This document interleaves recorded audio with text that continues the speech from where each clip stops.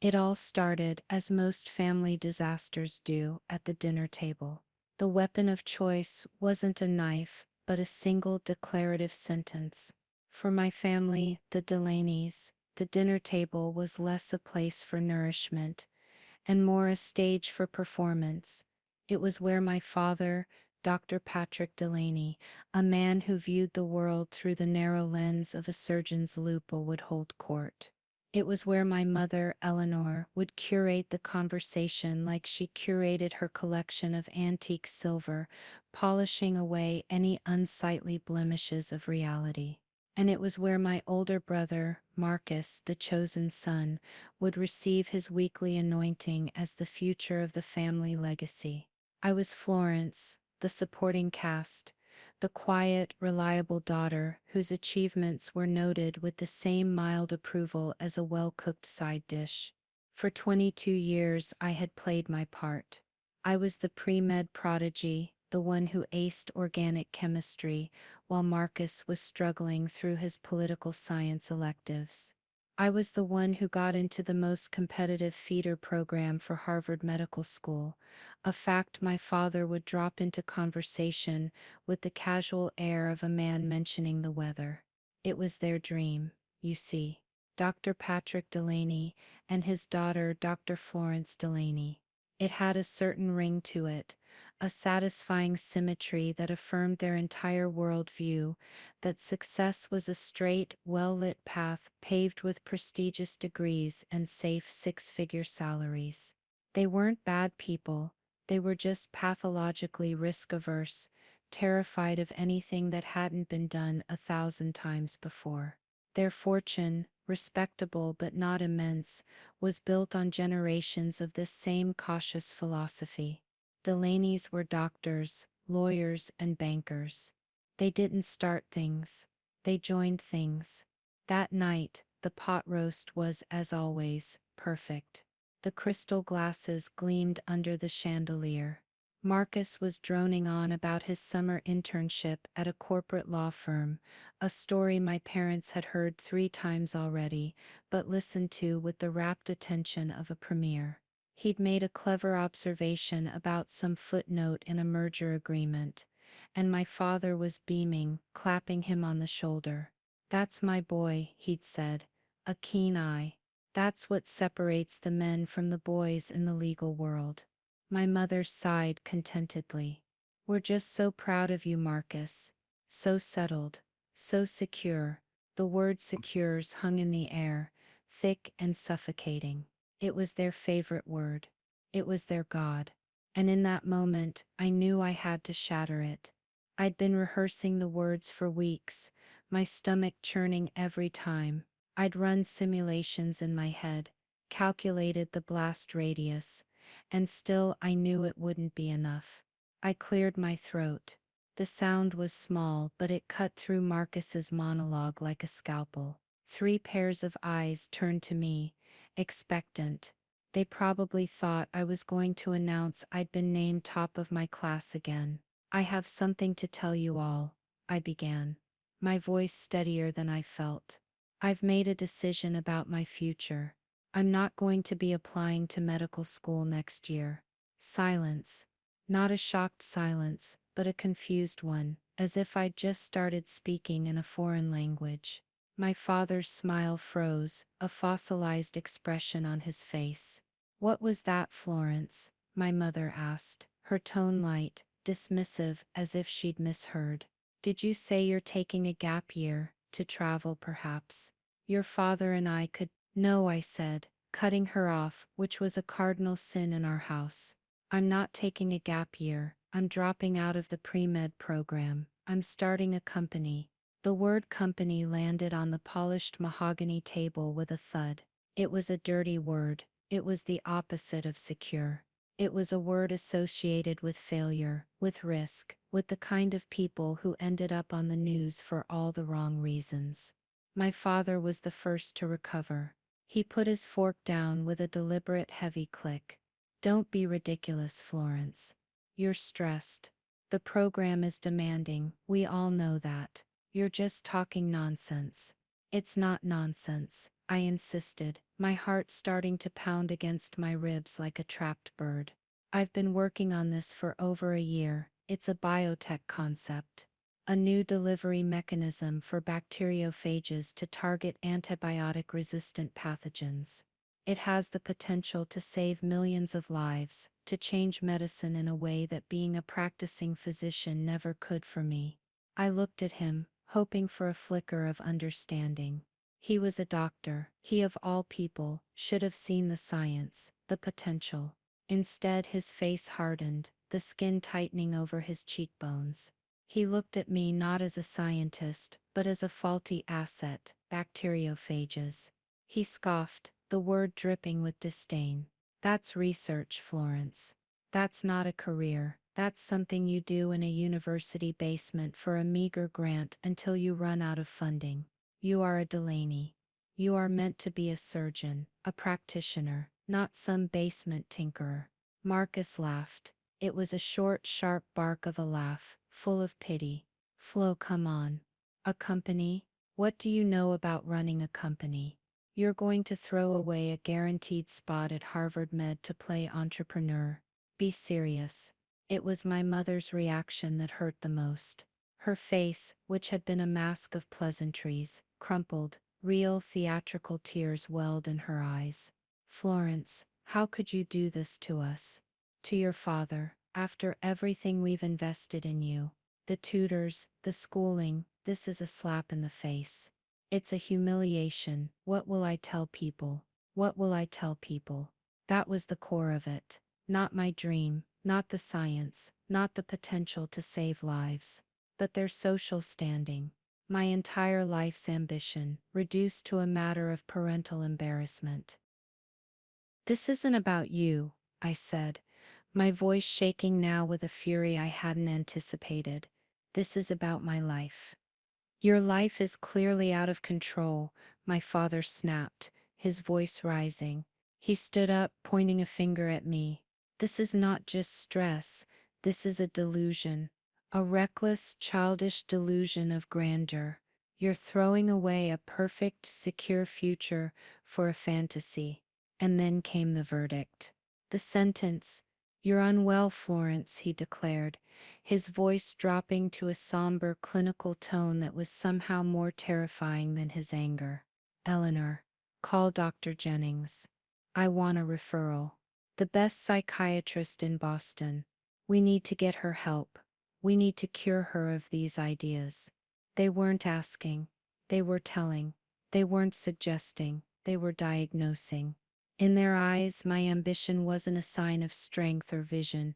It was a symptom of a disease that needed to be eradicated. That was the betrayal, not the disagreement, not the lack of support. It was the swift, unanimous decision that I was not just wrong but broken. That my dream was a pathology. They staged an intervention a week later. It was a grim, formal affair in our living room, the same room where we opened Christmas presents. They had brochures. They had a speech. They told me they were doing this because they loved me, but I knew what it really was. It was an exorcism. They were trying to cast out the demon of ambition and replace it with the Holy Spirit of conformity. My therapy with the renowned Dr. Julian Croft was scheduled to begin the following Monday. It was non-negotiable. The first few weeks after the intervention were a blur of hollowed-out days and long silent nights. My world, which had been so full of complex equations, biological pathways and the thrilling hum of discovery, had suddenly shrunk to the four walls of my sterile off-campus apartment. The silence was the worst part. It wasn't a peaceful silence. It was a heavy accusatory one, filled with the ghosts of my family's words. Delusion, reckless, unwell. The words echoed in the quiet, burrowing into the soft parts of my psyche, trying to take root. I'd lie awake and stare at the ceiling, the intricate diagrams of phage protein coats in my mind's eye warring with the image of my father's disappointed face. I found myself questioning everything. Was he right? Was I throwing away a golden ticket for a lottery ticket? The path to becoming a surgeon was brutal. Yes, but it was a known quantity. It was a mountain that had been climbed before. There were maps, there were guides.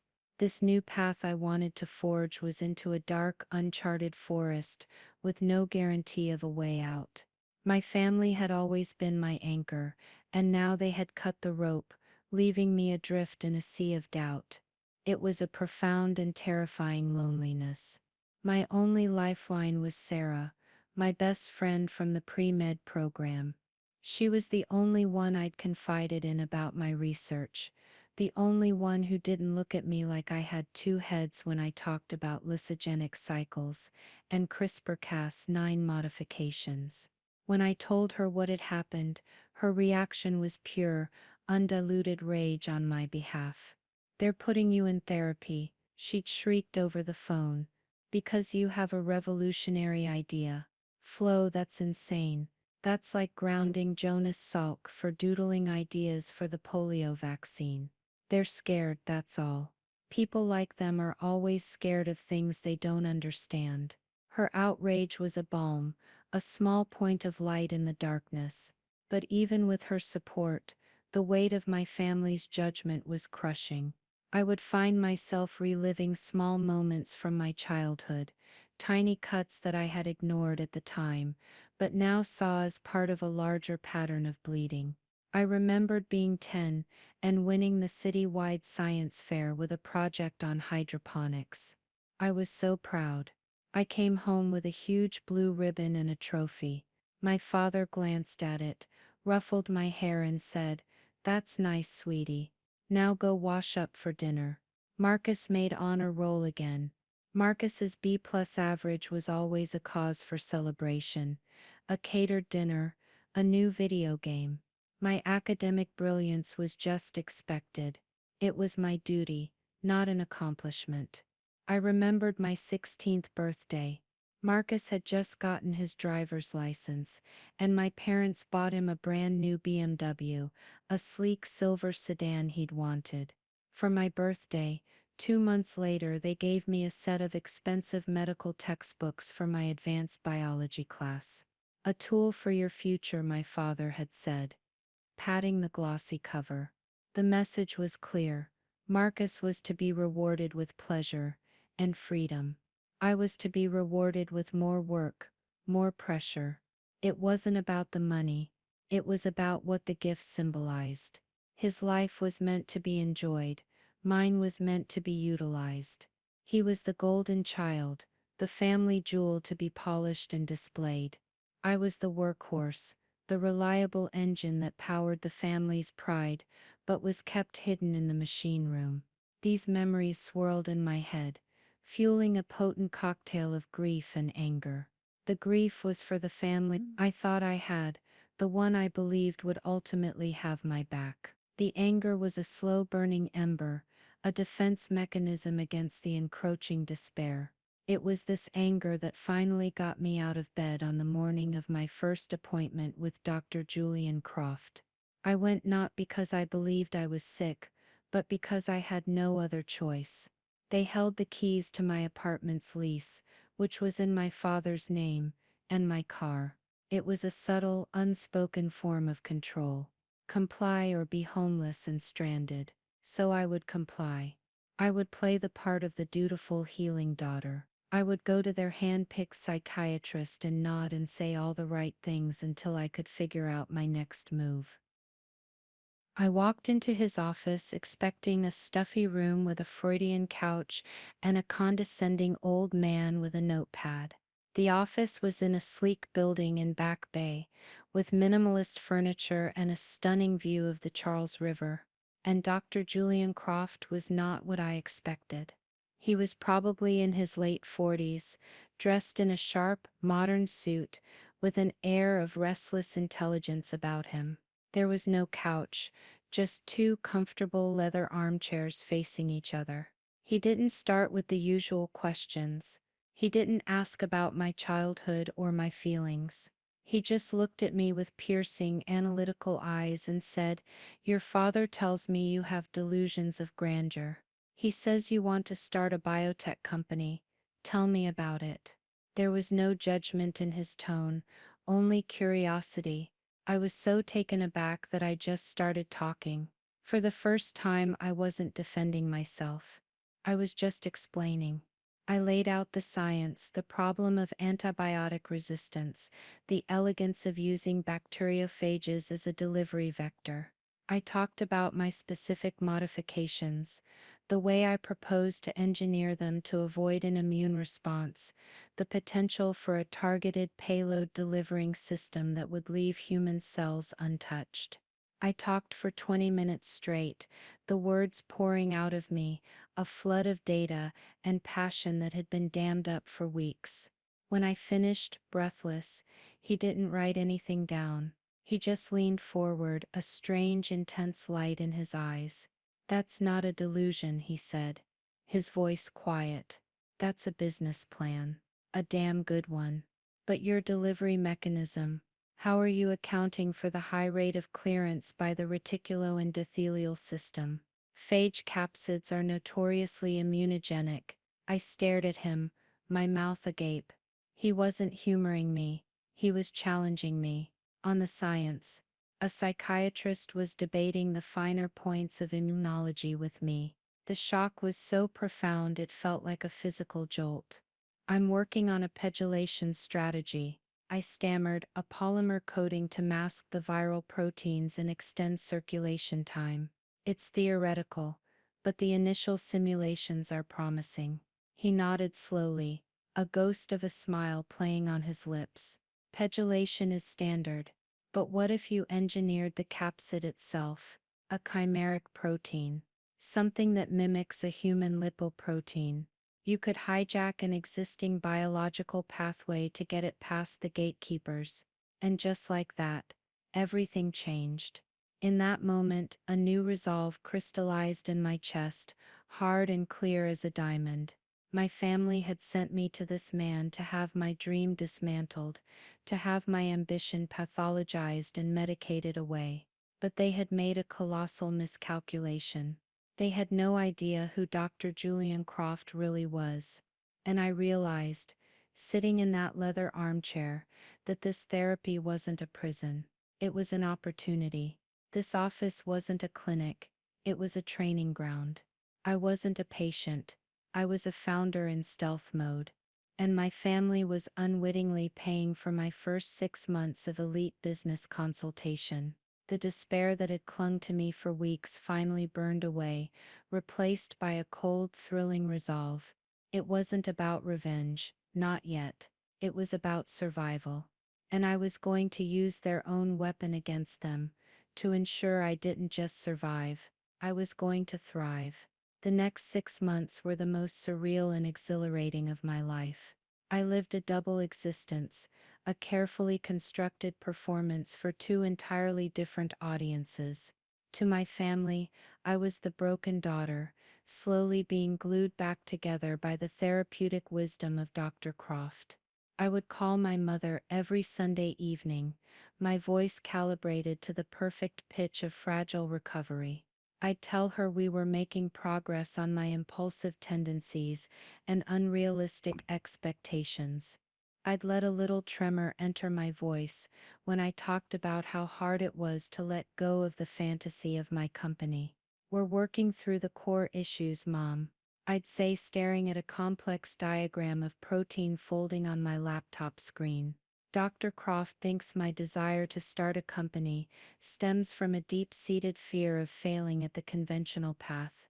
"Oh, darling, that makes so much sense," she would coo, relieved. "You see, he's helping you understand yourself. There's no shame in being afraid of medical school. It's a huge challenge. Just stick with the therapy. We're so proud of you for facing your issues." Proud of me for facing my issues. The irony was so thick I could taste it. My issues were currently a 75-page business plan, complete with market analysis, a 5-year financial projection, and a detailed breakdown of the proposed clinical trial phases. My therapy sessions were the most intense, high-stakes meetings I had ever been in. It turned out that Dr. Julian Croft wasn't just a psychiatrist. That was his first career. After selling a medical device company he'd co-founded in his 30s for a fortune, he'd gone back to school for psychiatry, fascinated by the psychology of innovators and entrepreneurs. But his old world never fully let him go. He was a silent, unlisted partner in a boutique venture capital firm called Apex Ventures, a firm that specialized in high-risk, high-reward, early-stage biotech and medtech. My family, in their quest for the most respected traditional psychiatrist in Boston, had inadvertently sent me to a shark who smelled blood in the water, the blood of a multi-billion-dollar market opportunity. Our sessions transformed. He'd start each one by saying, "All right, Florence, patient confidentiality is absolute. But founder to investor confidentiality is even stricter. Let's get to work." I would bring my laptop, my notebooks, my data. We would sit in those two leather armchairs, and he would systematically tear my plan apart, not to destroy it but to rebuild it, stronger and more resilient. He was merciless. "Your total addressable market calculation is sloppy," he'd say, pointing at my spreadsheet. "You're conflating all antibiotic resistance with the specific strains your phage targets. Recalculate it. Be conservative. Investors hate optimistic numbers. They love numbers that get bigger." He pushed me on the intellectual property strategy. A patent on the pegylation process isn't enough. It's too easy to engineer around. We need to patent the specific chimeric capsid protein sequence. We need to file provisional patents on at least 3 different potential payload integration methods. We need to build a fortress of IP, not a fence. He gave me homework, reading assignments on SEC regulations, case studies of failed biotech startups. He made me role-play a pitch to a hostile board. He called it exposure therapy for your entrepreneurial anxieties. I called it the best education money could buy. And the beautiful part was, my father was footing the bill, believing he was paying to cure me of the very ambition Croft was sharpening to a razor's edge. My only other confidant was Sarah. She became my covert research partner. While I was deep in the business planning with Croft, she was my hands in the lab. My old university professor, a man who had always believed in my potential, was sympathetic to my sabbatical and quietly allowed Sarah to run simulations and small-scale experiments for my project on the side, booking the lab time under one of his own grant codes. "The data on the chimeric protein is looking incredible, Flo," she'd whisper to me in a hushed call from a campus library. "The simulated immune response is almost nil. It's slipping past the virtual macrophages like a ghost. This isn't just theoretical anymore. This is real." Her excitement was my fuel. While my family thought I was spending my days in quiet contemplation and journaling about my feelings, I was actually on encrypted video calls with patent attorneys Croft had introduced me to, discussing the nuances of nucleotide sequence claims. I told my parents I'd taken a part-time job as a coffee shop barista to learn humility and structure, a story they eagerly consumed as evidence of my treatment's success. The coffee shop was actually a rented desk in a shared life sciences incubator in Cambridge, a place buzzing with the energy of creation. I was surrounded by people like me, people with crazy world-changing ideas, and for the first time I felt like I was home. I used my own savings, the money I'd meticulously put away from scholarships and summer research stipends, to pay for the incubator space and the initial legal filings. It was draining my account, but I saw it as an investment in my own liberation. Every dollar I spent was a brick in the wall I was building between my old life and my new one. The subplot of Sarah's life provided a stark contrast. She was still on the pre-med track, buried under a mountain of coursework and pressure. She'd call me, exhausted and disillusioned. "I spent 8 hours memorizing the branches of the celiac artery today," she'd say, her voice flat. And I just kept thinking, I'm memorizing a map someone else drew. You're drawing a new one. Her struggle was a constant reminder of the life I had narrowly escaped. Her support was unwavering, but I could hear the envy in her voice, and it made me even more determined to succeed, for both of us. After 5 months of intensive work, Croft leaned back in his chair during one of our sessions. He had a look on his face I hadn't seen before. It was a look of finality. The plan is solid, he said. The science is revolutionary. The IP strategy is a fortress. The financial models are realistic. Florence, you're ready. My heart stopped. Ready for what? For a seed round, he said calmly. Apex Ventures is prepared to make an initial investment of $2 million to get Phage Genix Incorporated, lease you a proper lab, and hire a small team to get you through the preclinical phase. I couldn't speak. $2 million. The number was so large, so abstract, it was more money than I could possibly comprehend. All my life, I had been the good girl, the student, the daughter living under her family's financial shadow. The idea of commanding that kind of capital, of being the one in charge of it, was dizzying. My family, I started to say, the thought of their reaction sending a chill down my spine. He held up a hand. Your family doesn't need to know. Not yet. This is a seed round. It's quiet money. We'll incorporate, we'll build, we'll gather the proof of concept data. We'll operate in stealth mode. The time to tell your family is when we close the Series A, because by then, their opinion will be completely and utterly irrelevant. A slow wolfish grin spread across my face. It wasn't about revenge, but the thought of the eventual reveal was starting to feel awfully sweet. We mapped out the final steps. I would continue my therapy for 1 more month to complete the 6-month course my parents had prepaid for. It was the perfect cover. I would continue to play the role of the recovering daughter, while secretly becoming the CEO of a funded biotech startup. The plan was in place. The secret was safe. The leverage was building. They thought they were sending their daughter to be fixed. They had no idea they'd sent her to get armed. The day the seed money hit the newly created Phage Genix corporate bank account was the quietest, most seismic day of my life. I was sitting at my rented desk in the Cambridge incubator, staring at the number on my laptop screen, $2 million. It didn't feel real. It was just a string of digits, but it represented freedom. It was the sound of my own chains breaking. I didn't cheer. I didn't cry. I just took a deep breath, closed the laptop and went to work. The first move was to secure a real home for my company.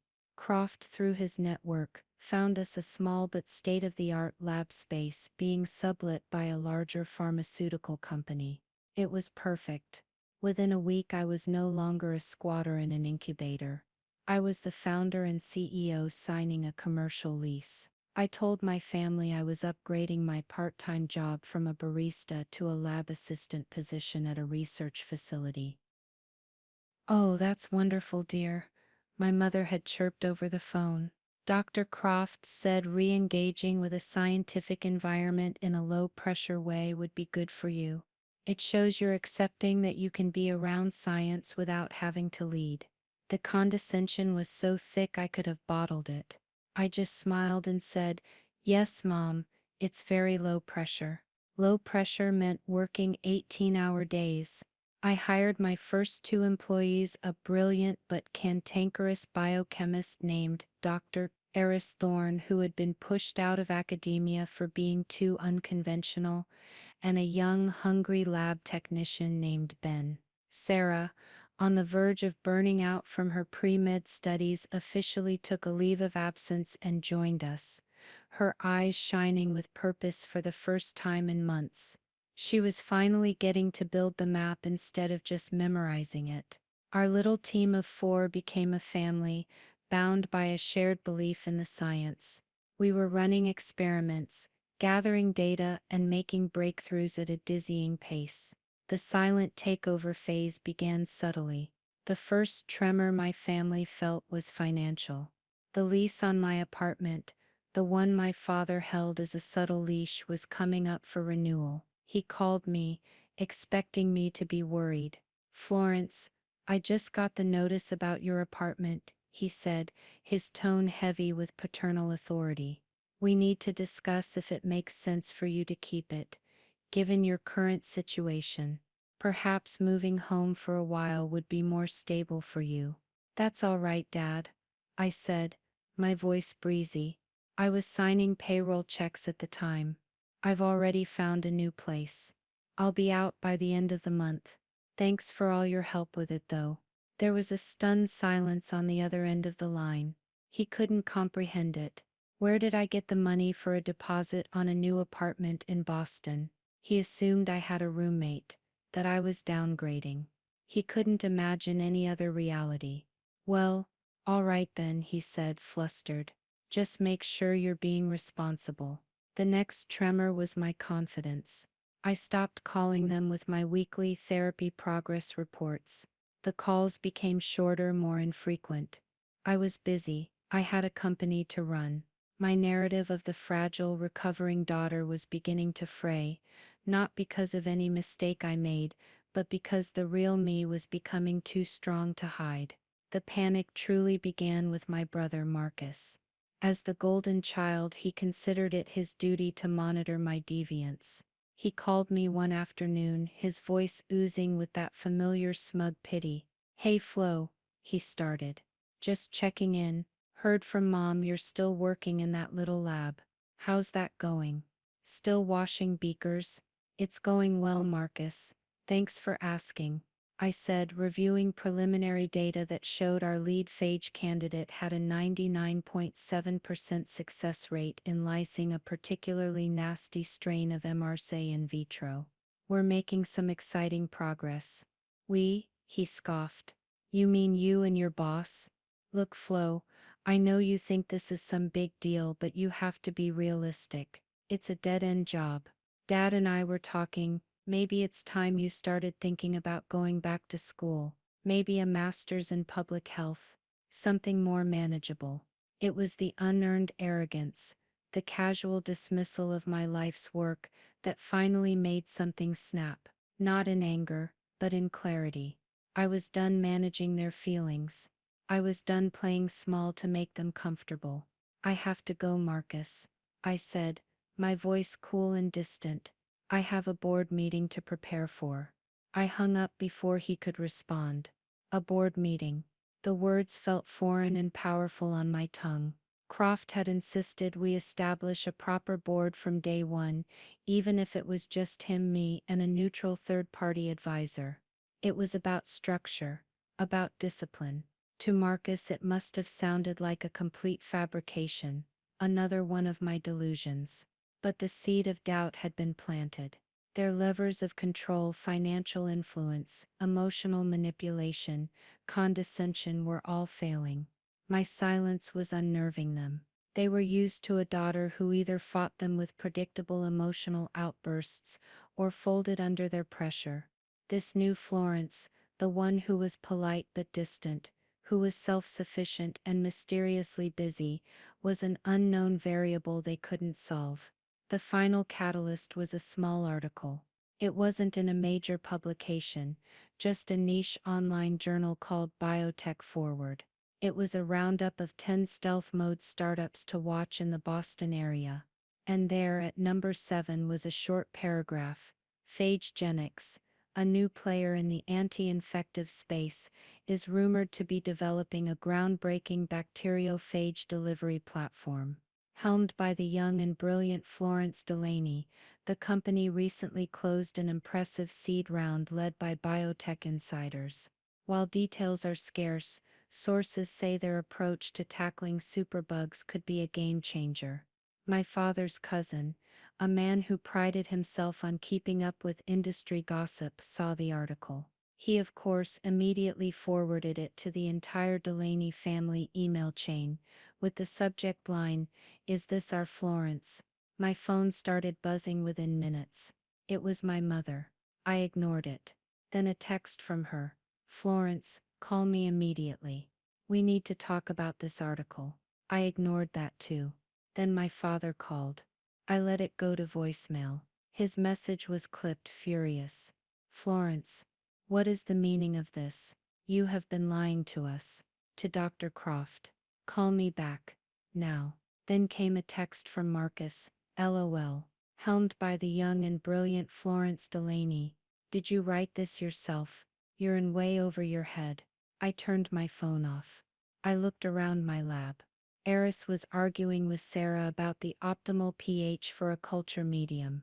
Ben was meticulously labeling vials. This was my world now. This was my reality. The panic on the other side of the screen felt like it was coming from a different planet. They thought their panic was my problem.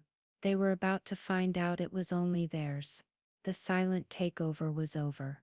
The loud reckoning was about to begin.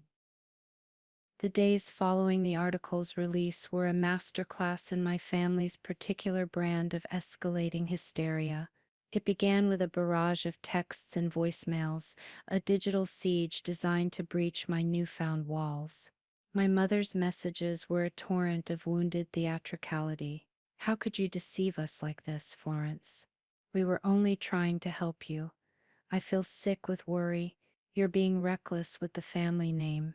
It was always about the family name, that fragile, abstract entity they valued more than my happiness. My father's messages were colder, more menacing. They were commands, not requests. You will call me. You will explain this absurdity. This charade ends now.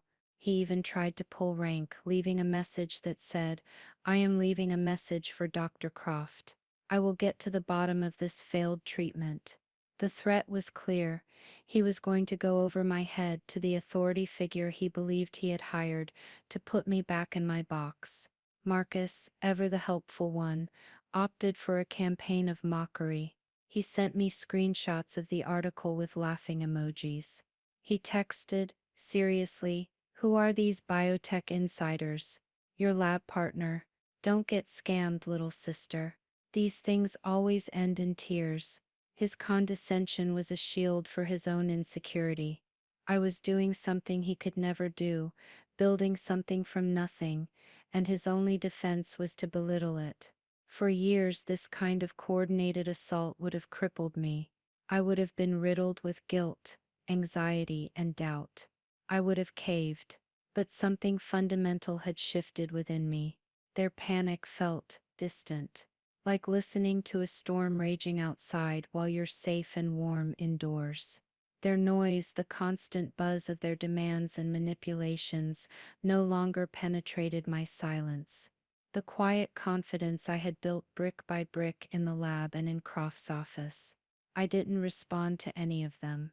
My silence, my complete and utter unreachability, was a form of power I had never wielded before.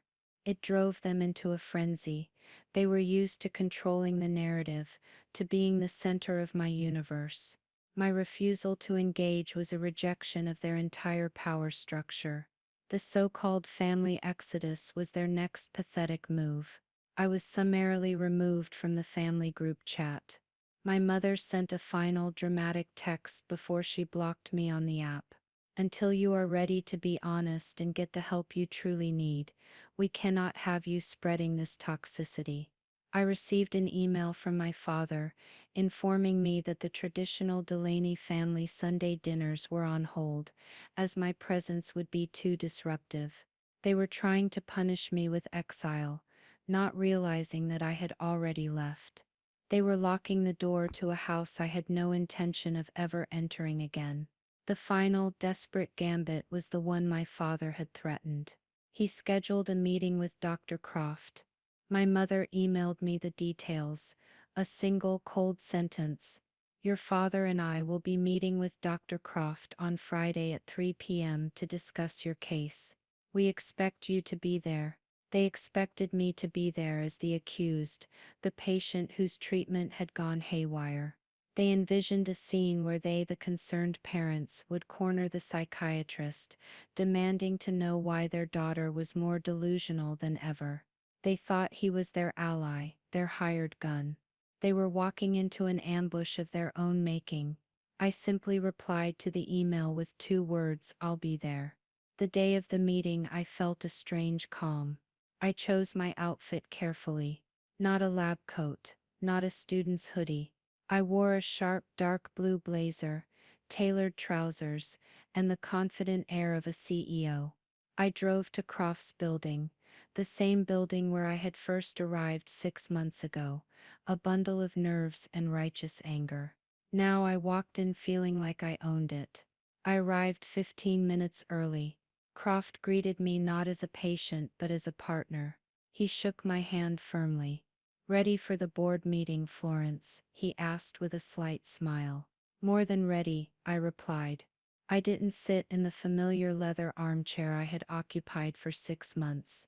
Instead, I took the chair next to his desk, facing the door. We were a united front.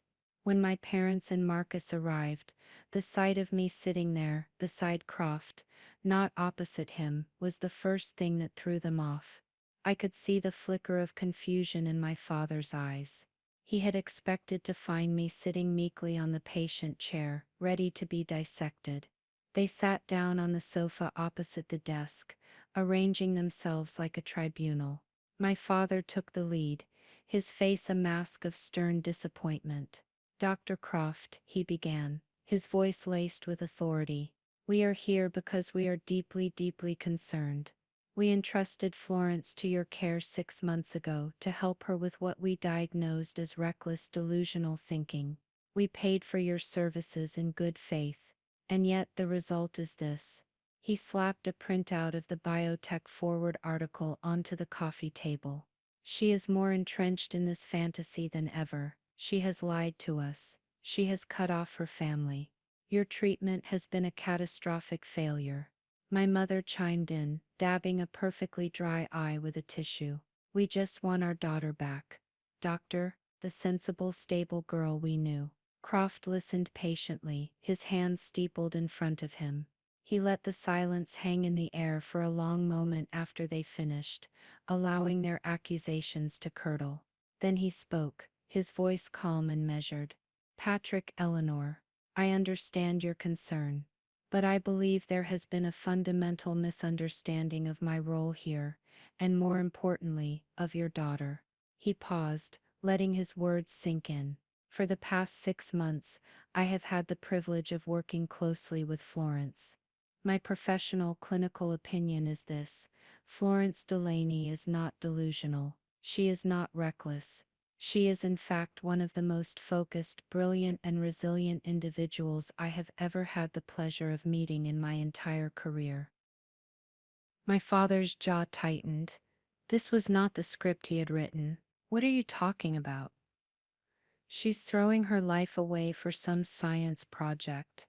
"That's where you're mistaken," Croft continued, his voice taking on a new edge, the therapist receding and the businessman emerging. "It's not a science project."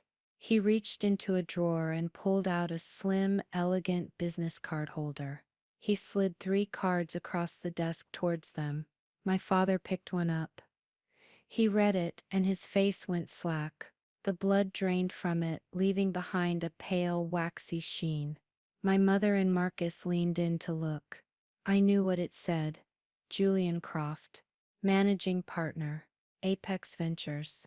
"I don't understand," my mother whispered, her voice thin and reedy. "Let me clarify," Croft said, leaning forward. "While I am a licensed psychiatrist, my primary work for the last decade has been in venture capital. We invest in disruptive technologies. My firm, Apex Ventures, was the lead investor in PhageGenics' $2 million seed round, which we closed 3 months ago." The silence in the room was absolute. It was the silence of a collapsing reality, the sound of my family's entire worldview imploding. Marcus just stared, his mouth slightly open, the smugness wiped clean from his face, replaced by a look of blank, uncomprehending shock. You invested in her?" My father stammered, the words catching in his throat. "Invested is a mild term," I said, speaking for the first time. My voice was even, devoid of the emotion I thought I would feel. There was no triumph, just a cold, hard finality. Dr. Croft has been my mentor. The therapy you paid for was the most intensive business incubator a founder could ever ask for. Croft nodded. And the timing of this meeting is frankly perfect. Because as of this morning, it's no longer just about the seed round. He picked up a thick, bound document from his desk and placed it next to the offending article. It was the Series A funding agreement. This morning, Croft announced, Phagenics closed its Series A funding round. We raised $50 million, led by a syndicate of the top biotech investment funds in the country. The post-money valuation of the company is now $250 million. He let that number hang in the air. $250 million. A number so vast, so outside the realm of their safe, predictable world, that it was almost meaningless. Florence's stake in the company she founded, Croft said, looking directly at my father, is now on paper worth more than the entire Delaney family fortune, that your ancestors spent 3 generations accumulating through safe careers. And this is just the beginning. My father stared at me, really stared at me, perhaps for the first time in my life. He wasn't looking at his daughter. He was looking at a power broker, at a stranger who held a form of influence he couldn't comprehend and could never ever control. The power shift was complete. It wasn't a slow erosion. It was a tectonic event. The ground had fallen out from under their feet, and I was the one left standing on solid rock. The look on their faces wasn't anger anymore. It wasn't disappointment. It was pure, unadulterated awe, mixed with the sickening bitter taste of irrelevance. They had tried to manipulate me, to exile me, to cure me, and in the end, all they had done was pay for my ticket to a world they would never be invited to enter. The aftermath of that meeting in Croft's office was not a fiery explosion, but a slow, quiet collapse. My family didn't shout or argue as they left. They were silent, stunned, moving like ghosts who had just witnessed their own haunting. The foundation of their world, built on the bedrock of predictable success and social standing, had been pulverized, and they didn't have the tools to rebuild it. My father, a man who moved through the world with the unshakable confidence of a top surgeon, seemed to shrink. His authority, which he wore like a tailored suit, was gone. All that was left was a confused old man who had fundamentally misjudged his own daughter, and in doing so misjudged the entire modern world. I heard later through a cousin that his work began to suffer. His colleagues at the hospital, who had once listened to his pronouncements with reverence, now whispered about the biotech prodigy daughter, who had out-earned him before she was 25. His safe world of prestige had been inverted. He was no longer Dr. Patrick Delaney, the patriarch. He was now just Florence Delaney's father. My mother's social life, her primary reason for being, disintegrated. Her friends, the wives of other doctors and lawyers, were initially titillated by the story, but their curiosity soon curdled into a strange mix of envy and pity. Eleanor Delaney, who had prided herself on her perfect, predictable family, was now the mother of a radical success story she had no part in creating. In fact, she had actively tried to destroy it. She couldn't boast about me, the story of the intervention, the therapy, the very public miscalculation, was too humiliating. She was trapped, she couldn't claim my success, and she couldn't hide from it. Her carefully curated world of appearances shattered into a million pieces. And Marcus, poor smug Marcus. His entire identity was predicated on being the successful one, the heir apparent. He worked at a mid-tier law firm that prided itself on its connections to Boston's old money. Suddenly his family wasn't the old money dynasty he pretended it was. It was the family that had been eclipsed overnight by the new moneys of the sister he had openly pitied and mocked. His superiors at the firm started treating him differently. They would ask him, with a predatory gleam in their eye, "So, any chance you could get us a meeting with your sister's company?" He was no longer the golden child. He was just a potential access point, a tool to be used to get to me. The humiliation for him was total. His birthright, the status he thought was his for the taking, had been rendered worthless.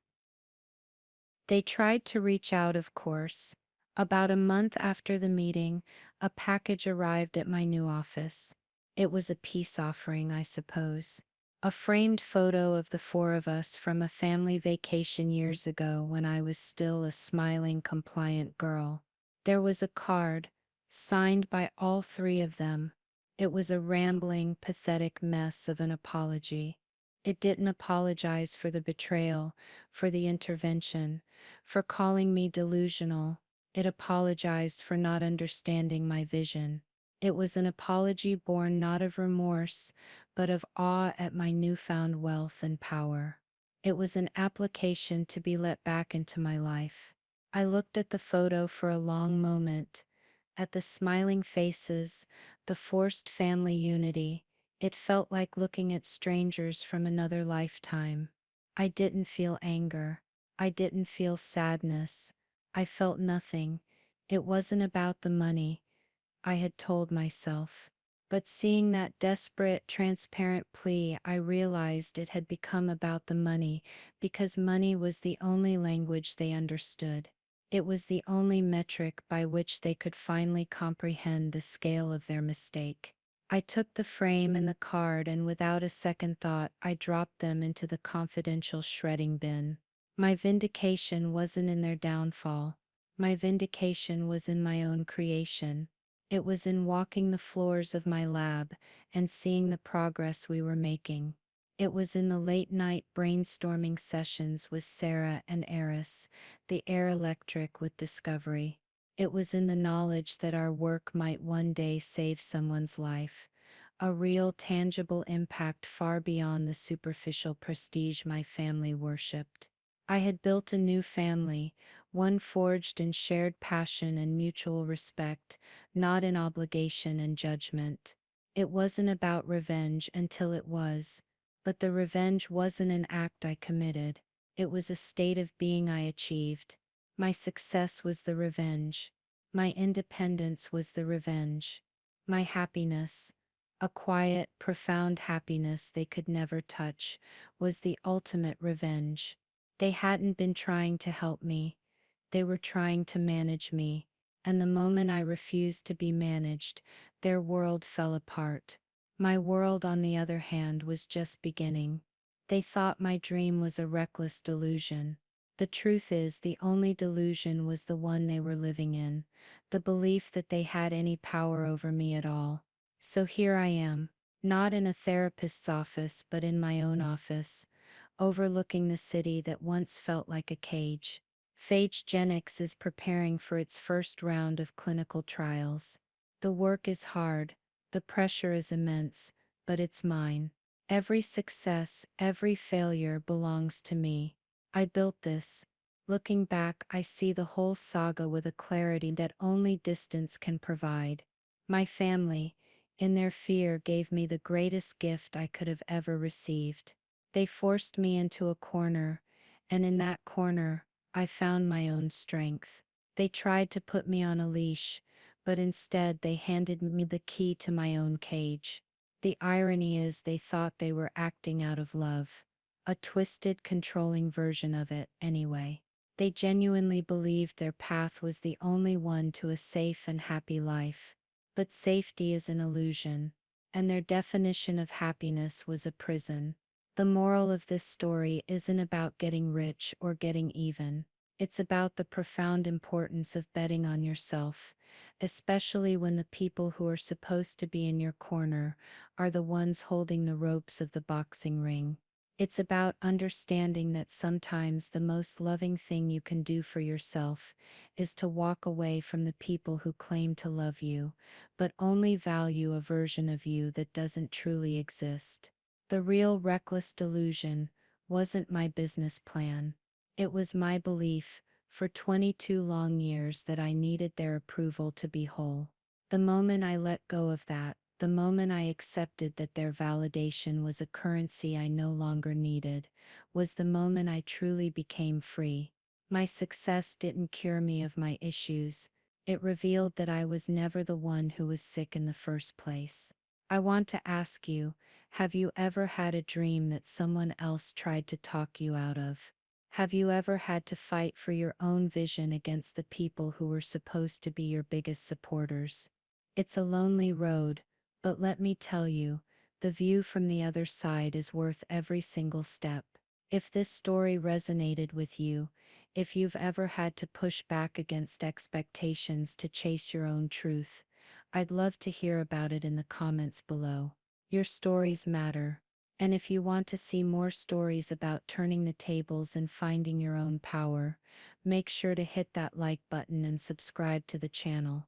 Thank you for listening. I took a breath, the words pouring out of me, a torrent held back for 20 years.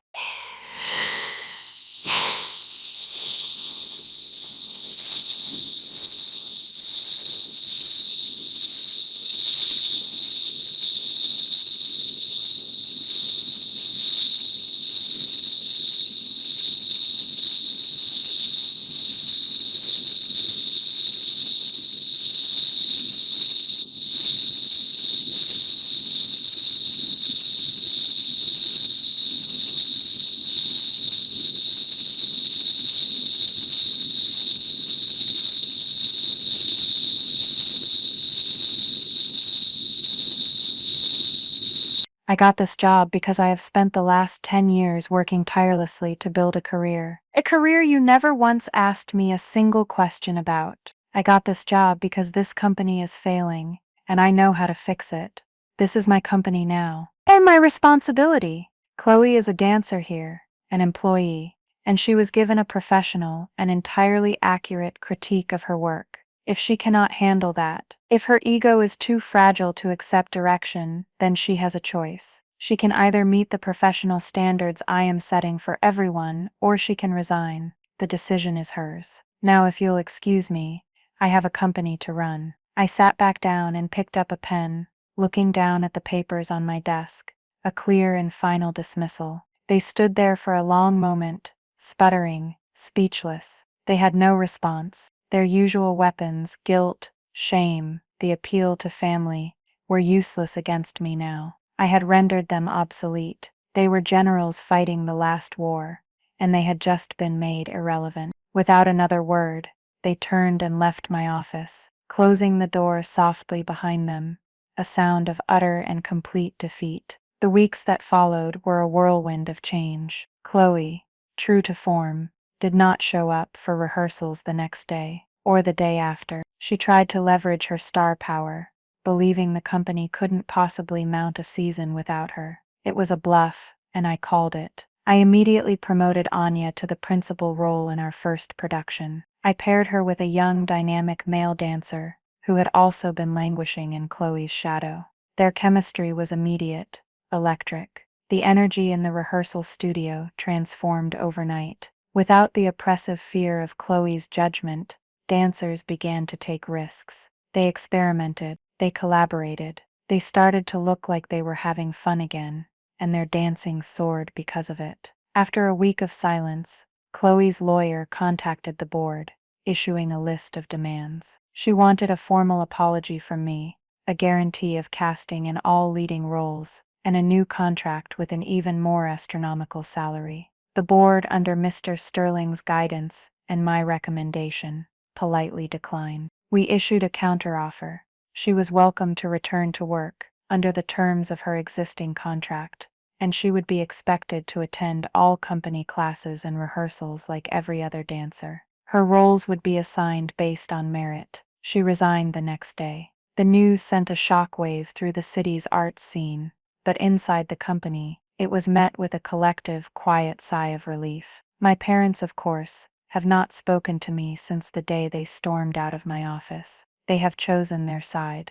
They are now fully dedicated to managing the fallout from their golden child's implosion. I hear through the grapevine that Chloe is trying to brand herself as a freelance artist, an iconoclast, too big for the confines of one company. So far, she has not been hired by anyone. The ballet world is smaller than she thinks, and word travels fast. Her reputation for being difficult was a known secret, and without the protection of the Metropolitan, she is finding that no one is interested in hiring a toxic superstar, no matter how high she can kick. As for me, I'm here, in my office. The late afternoon sun is streaming through the large window, illuminating the dust motes dancing in the air. The sounds from the studio down the hall, the faint strains of a piano, and the rhythmic thump of point shoes on the wood floor, are the soundtrack to my new life. It's the sound of a company being reborn. Our ticket sales for the upcoming season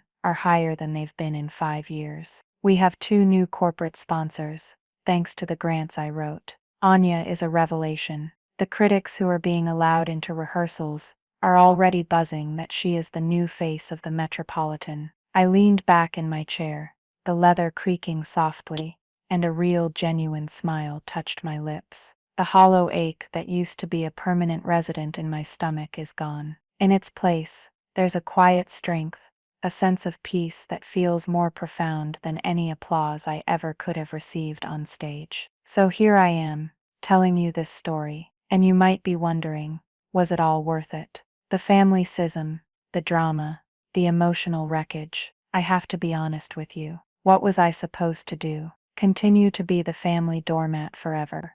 There's a phrase people use a lot: blood is thicker than water. It's used to justify endless sacrifice, to demand loyalty above all else. But the full saying is, the blood of the covenant is thicker than the water of the womb. It means the bonds you choose, the commitments you make for yourself, are stronger than the family you are simply born into. My covenant is with this company. It's with dancers like Anya who deserve a chance to shine. It's with the art form that I have loved my entire life, in all its forms. It was never truly about revenge against my sister. Not really. It was about taking back the future she tried to steal from me. It was about creating a space where hard work, talent, and passion are rewarded, and where cruelty and entitlement are shown the door. My family thinks I destroyed them, but I didn't. I just stopped holding them up.